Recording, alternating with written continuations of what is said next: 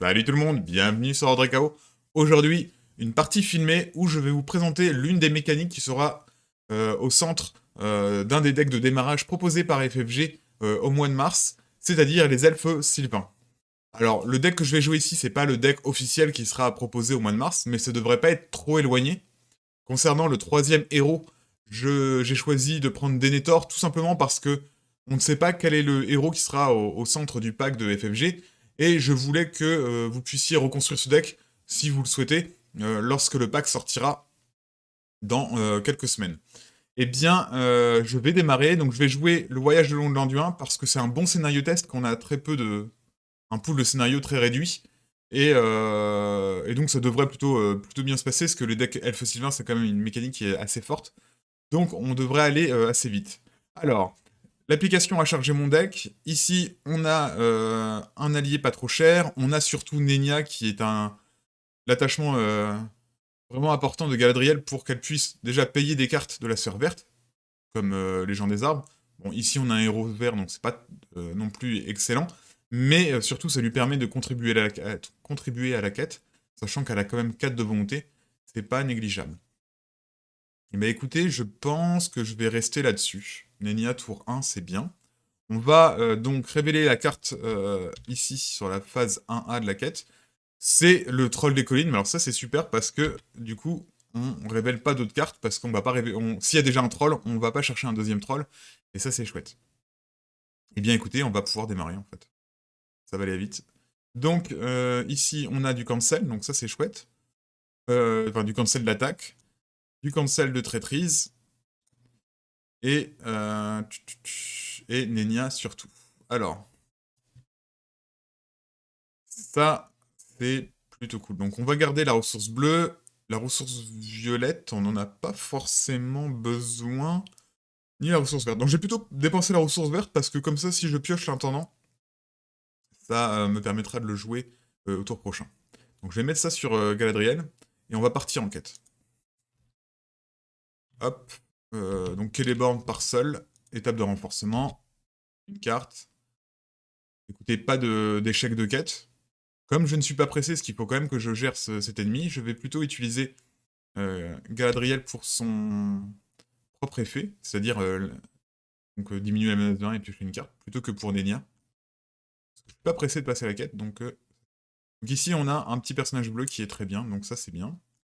Résolution de la quête, égalité, tout va bien. On peut aller ici, sachant que ça nous empêchera de piocher, mais c'est pas trop grave. Hop. On réduit le nombre de cartes qu'on va piocher normalement au tour suivant, si tout se passe bien. Et écoutez, je vais regarder quelle est la prochaine carte qui va arriver. C'est l'effet de Denethor, et on peut la mettre sous le deck. Ah. Bah écoutez, on va la mettre sous le deck, parce que cette carte, elle a pas... elle va avoir renfort, donc autant avoir qu'une seule carte au prochain tour plutôt que deux. Hum, Très bien. Bah écoutez, fin du tour. Organisation. Donc là, on n'a pas pioché, donc ça, l'application là a bien fonctionné, ça c'est cool. Bon, quand je dis que c'est cool, c'est relatif, hein, pas non plus la folie de pas piocher. On va donc donner le petit boost de Celeborn, plus l'effet de notre ami ici, elle baisse la menace de 1, ce qui nous permet de rester éloigné des 30 qui nous font engager le troll. Hop, elle part sans s'incliner, lui il part, il s'incline, étape de renforcement. On a le gobelin qui n'est pas un ennemi trop méchant. On a assez en point de quête pour passer le lieu, donc on va pas utiliser Galadriel pour Nenia. Donc là, on passe le lieu et on met 1 ici. Bon, le 1 sera perdu avec lui, mais c'est pas très grave. Donc le lieu est exploré. On a un créneau d'action, on va utiliser Galadriel, sa capacité. Allez hop. Maintenant, on a le droit de piocher. D'ailleurs, maintenant qu'on a le droit de piocher, je vais remettre la carte une fois par tour. Hop, voilà. Donc ça, c'est fait. Maintenant, opportunité de voyager, non. Engagement optionnel. De toute façon, il nous aurait pris dans le test d'engagement. Donc là, on défend à 3, il attaque à 2. Il gagne plus 1, mais plus 1, ça lui fait 3 contre 3. Donc tout va bien. Ici, je peux le taper à 1, mais ça sert à rien. Je pourrais tenter le géant des arbres. Pourquoi pas? Écoutez, ça peut être rigolo. Comme ça, on voit la carte, comment elle fonctionne. Donc là, je remonte un allié Sylvain dans ma main pour regarder les 5 premières cartes du deck. Et je peux mettre un Sylvain, je pense.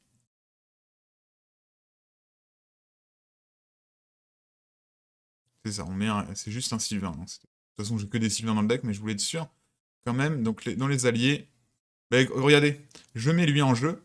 Du coup, quand il rentre en jeu, ça redresse Celeborn. Et il est boosté lui-même. D'ailleurs, on a perdu un petit token, parce que quand il nous a attaqué, l'ennemi il retire un token. Ça nous permet de tuer l'ennemi comme ça.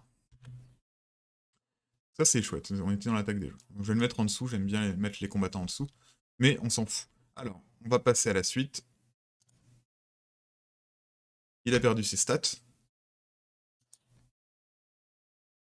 Donc là, on pourrait payer lui. Enfin, elle, plutôt. Mais je pense que je vais plutôt privilégier elle. Alors, quand elle rentre en jeu, elle prend les stats de Celeborn et elle remélange les gens des arbres dans le deck rencontre. Ça, dans le deck du joueur, plutôt. Ce qui est très cool, parce que c'est quand même la carte essentielle des elfes sylvains. Un peu leur carte clé, on va dire. C'est chouette. Bah écoutez, on va partir en quête encore une fois. Donc, elle part sans s'incliner. Lui, il part en s'inclinant. Étape de renforcement. Pour l'instant, vous voyez, tout se passe bien, hein. Galadriel apporte un contrôle de la menace quand même excellent. On va mettre 1, c'est suffisant, parce que de toute façon, on n'est pas encore assez près pour tuer le troll, parce qu'effectivement, on pourra lui annuler ses attaques, mais il faut quand même qu'on puisse le tuer au bout d'un moment.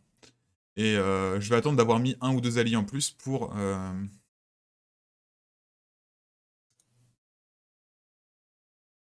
le gérer lui. Et on va baisser la menace de 1 et piocher une carte.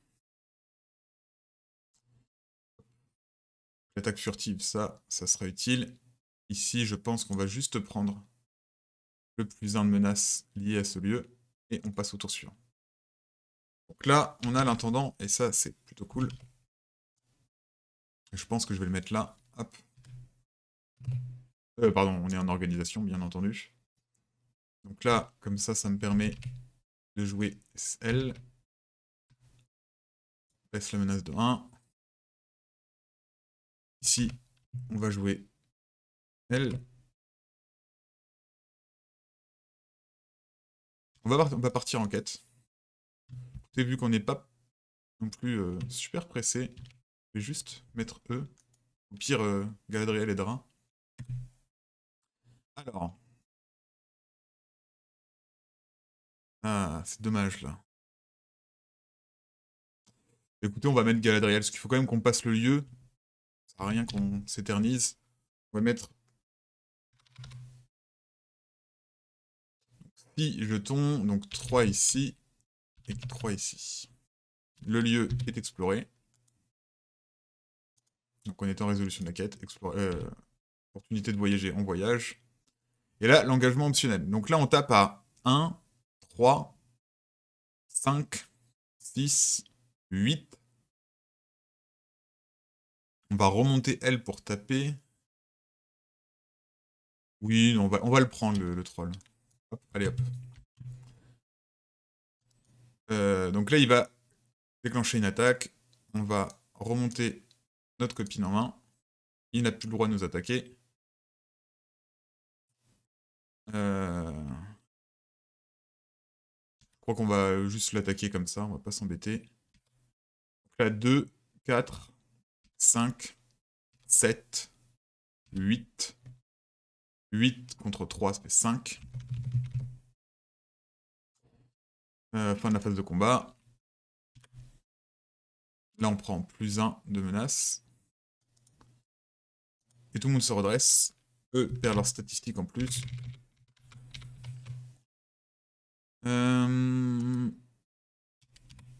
Non, pas Nenia.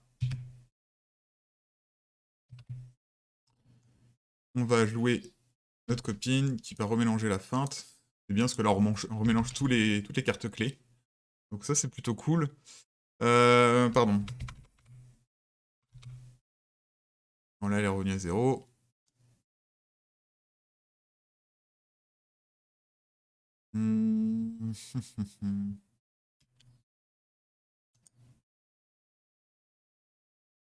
Alors, hop, hop, hop.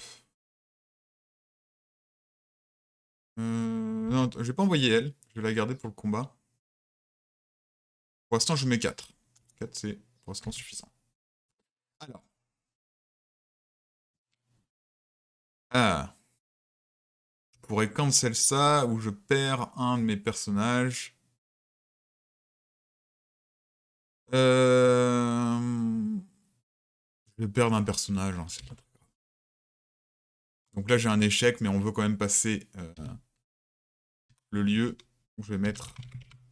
C'est pas très grave parce qu'on a un allié dans le deck des elfes sylvains qui permet d'aller chercher un allié dans la défausse. Donc on fera ça à ce moment. Donc là, on va passer le lieu, ce qui est le plus important, et on met un jeton. Le lieu est exploré, il part en pile de victoire. Opportunité de voyager, non.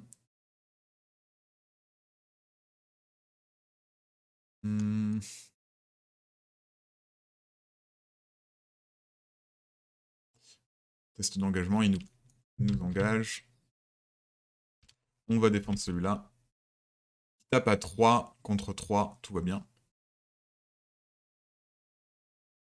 Donc ils sont en train d'attaquer. Je vais jouer ma feinte. Je vais remonter elle en main. Ah bah voilà, on va remélanger le... Ah bah non, c'est la feinte qu'on va remélanger. J'ai rien dit. Donc du coup, il n'a pas le droit de nous attaquer. Là, je peux taper à 3, 2, 5. Ça suffit pas.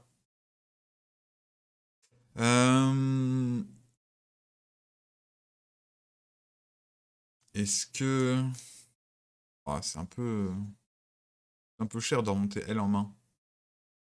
Mais limite, j'ai envie de tester, on va voir. On va voir ce qui va remonter, ce qui va venir en main. Donc je remonte elle en main, et je vais aller voir ce qu'il y a dans les 5 premières cartes de mon deck. Alors je ne peux mettre qu'un allié sylvain, par contre. Pas forcément le meilleur mouvement que je puisse faire. Je vais mettre elle en main, pas en jeu. Je mets la ménestrelle. Quand la ménestrelle rentre en jeu, on va chercher un événement.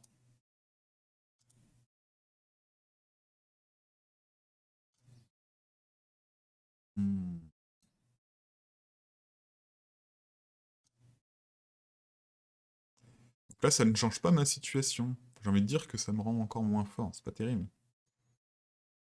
Alors ici, je tape à 2, 4, 5. Si je vais rentrer elle en jeu, je me fait taper à 7. 7, moins 3 fait 4, et ça tue l'ennemi. Bah écoutez, on va faire ça. On va payer 1 et faire entrer elle. Donc là, je le tape à 2, 3, 5, 7, et on va tuer notre troll. Hop, il est vaincu. Donc c'était l'attaque des joueurs, fin de la phase de combat. Hop, il perd sa carte. On passe au prochain tour.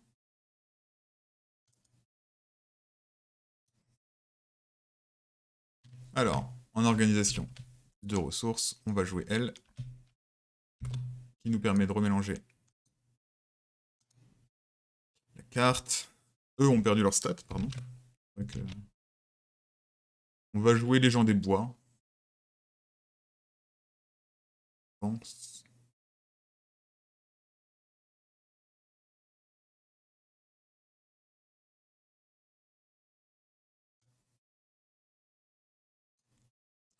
On remonte ça en main. Et on va chercher un allié.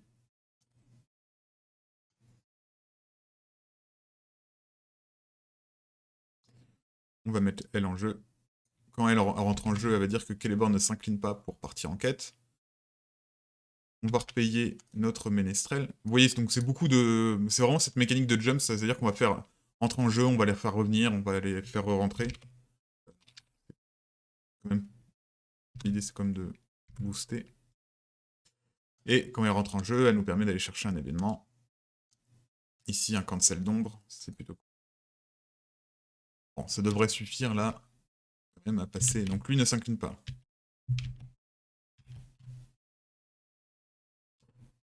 Je pense qu'on devrait pouvoir passer la quête. Alors, le chef Uftak, il est un peu pénible parce qu'il est quand même un gros bonhomme. Il va falloir le gérer forcément. Résolution de la quête, on passe la quête. Hein. Il va 13. La quête est passée. Donc au prochain tour, 2 cartes au lieu d'une. Opportunité de voyager. Non. Alors, là, je vais défendre lui.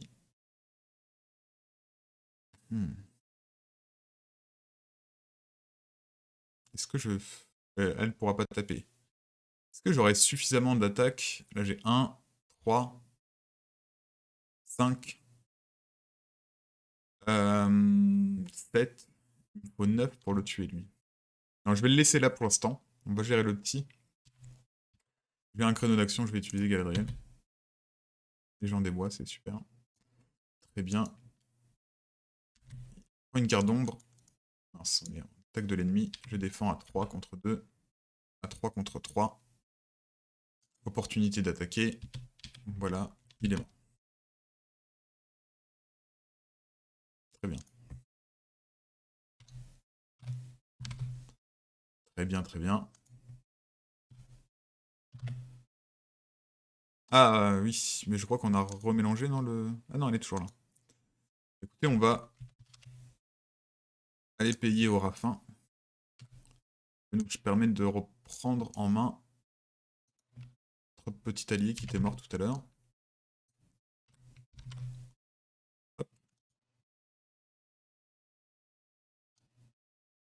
Donc on va reprendre elle aussi aux mains. Et quand on fait ça, on va aller...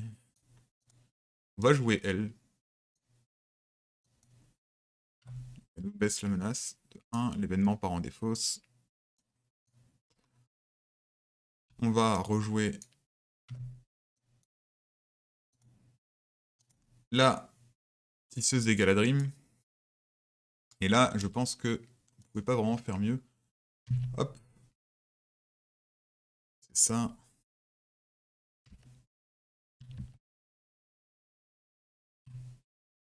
Ok.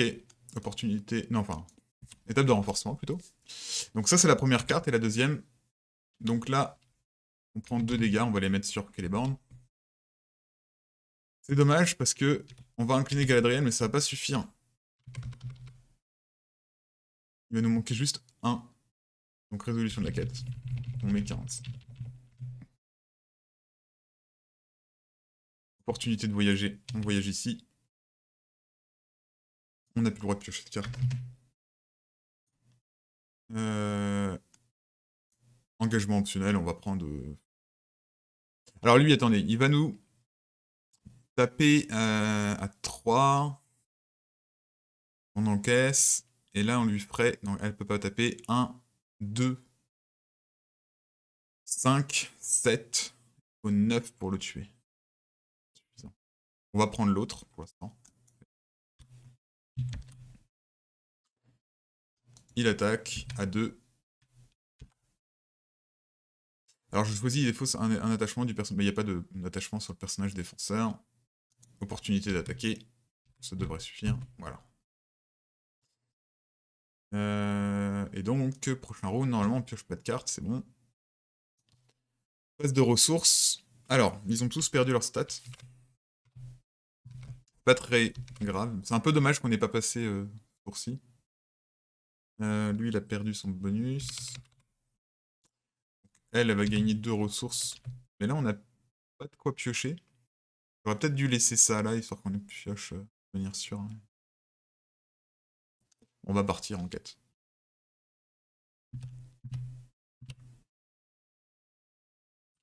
Je vais rester comme ça.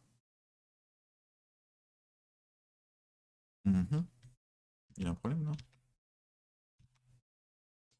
Des fois, l'application bug.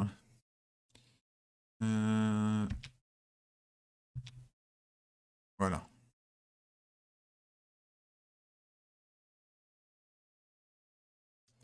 Étape de renforcement.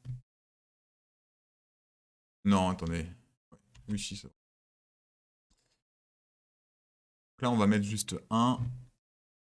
On va mettre Galadriel, qui va mettre 4 ici. Ça nous permet, en résolution de la quête, de passer.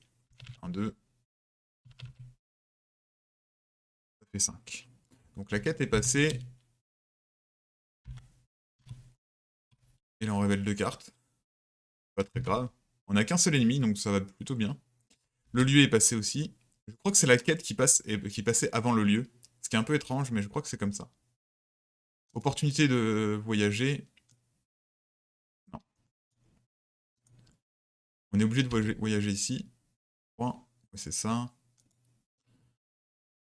Alors, le problème c'est que lui, il faut le tuer en une fois. Parce que à chaque fois, il va être boosté. Et je pense que j'ai pas de quoi le tuer parce que eux, ils vont taper à 2, 4, 6, 8. Il va manquer 1. 2,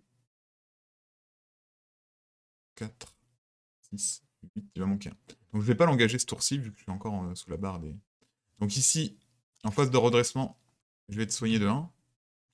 Et je passe par le pisteur Sylvain, bien sûr. Et j'aurais dû piocher une carte, je l'ai pas fait, donc je vais le faire. Voilà. Donc ça va nous débloquer la situation, je pense. On va même pouvoir, maintenant qu'on risque plus de révéler à la merci du nécromancien, on va pouvoir piocher avec Galadriel. Ok. Donc là, je paye avec Galadriel ce personnage-là. Quand elle rentre en jeu, elle va mettre un jeton ici. Elle a perdu son boost d'ailleurs. Avec Celeborn, on va aller payer elle. Ce qui veut dire que Celeborn ne s'incline pas pour partir en la quête. Et c'est tout. Donc Celeborn ne s'incline pas. Eux ne s'inclinent pas. Écoutez, ça suffit. On n'a pas besoin d'avoir un... C'est plus grand. Donc on va... Il n'y a pas d'étape de renforcement. On met 3 jetons ici. Opportunité de voyager, non. Engagement optionnel, oui. Attaque de l'ennemi. On défend à 3. Il attaque à 3. Tout va bien. Par contre, il prend un marqueur qui équivaut à plus 2 d'attaque. Là, on attaque à 2, 4, 6, 8, 9, 10. Ça suffit à tuer l'ennemi. Et voilà. Donc, on est dans un deck qui est quand même relativement fort, hein, le deck Elfe Sylvain. Donc ça va un peu changer des decks du corset, de la boîte de base. Cela dit, avec la boîte de base, on pouvait faire comme des decks très bien, mais Elfe Sylvain, on arrive quand même dans un niveau un peu au-dessus. C'est une mécanique qui est très dynamique, qui va impliquer de faire pas mal de choix, ce qui est très très positif dans un jeu de cartes. Cela dit, la partie a été rapide. Ici, je sais pas, on a fait 23 minutes. La partie a été rapide sur Dragon's Card parce que tout est plus ou moins automatisé. Mais dans une partie réelle, quand on va jouer avec les gens des arbres, avec ce personnage-là, on va commencer à... Et même ce personnage-là, la tisseuse, on va commencer à mélanger beaucoup le deck. Donc c'est une mécanique où on va mélanger beaucoup les decks. Et je sais que ça ne plaît pas à tout le monde, ce type de mécanique. Je pense notamment à, je crois, à Shep qui déteste tous ces decks qui vont nous faire mélanger plusieurs fois le deck. Ici, on est vraiment dans une mécanique similaire. C'est-à-dire qu'on va mélanger le deck peut-être une ou deux fois par tour, et ça peut être pénible dans une partie physique où on va, devoir mélanger à la main. C'est-à-dire qu'on va pas juste cliquer ici et dire shuffle. Non, on va devoir mélanger, ça va nous rajouter, je sais pas, 30 secondes à chaque fois qu'on va déclencher un effet comme ça. Donc si on en déclenche 3 fois de suite, là comme j'ai fait à un moment, il y a un tour où j'ai déclenché 3 fois, je crois, le fait de mélanger, eh bien ça peut être pénible pour le joueur de faire ça à la main. Cela dit, ça reste une mécanique qui est très très chouette, où énormément de cartes sont belles, là on pense à toutes les illustrations qui ont été réalisées par Magali Villeneuve, c'est un travail de dingue. Ici on voit donc Celeborn, Galadriel qui sont sublimes, mais Orafin, il est extraordinaire.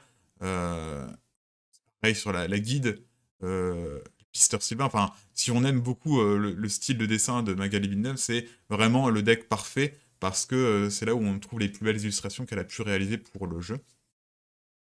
Et donc au-delà de ça, c'est une mécanique qui est vraiment très stylée, je trouve, très dynamique, très originale, et qui change pas mal des autres mécaniques qu'on peut trouver dans le Seigneur des Anneaux. Donc moi, c'est une mécanique qui me plaît, je la recommande chaudement. C'est à la fois très fort et à la fois très fun. Et voilà, il y a quand même des petites difficultés. Donc je sais, il y a des petits points négatifs. Donc le fait de mélanger régulièrement, par exemple. Le fait d'avoir une mécanique qui est très typée, dans le sens où on va vraiment devoir jouer vraiment plein de cartes autour de la mécanique des elfes sylvains. On peut difficilement entrer des personnages qui ne sont pas elfes sylvains. On pourrait entrer par exemple du Gandalf, parce qu'on comme on joue attaque furtive, bah, je pense même qu'il est dans mon deck. On pourrait entrer aussi un Faramir hein, qui booste la quête, parce que les elfes sylvains, ils peuvent être faibles en quête. Une fois qu'on les a tous joués, ils vont être un peu moins intéressants. Bon, lui, elle reste intéressante dans tous les cas. Mais voilà, elle a plus que un point de volonté, elle aussi.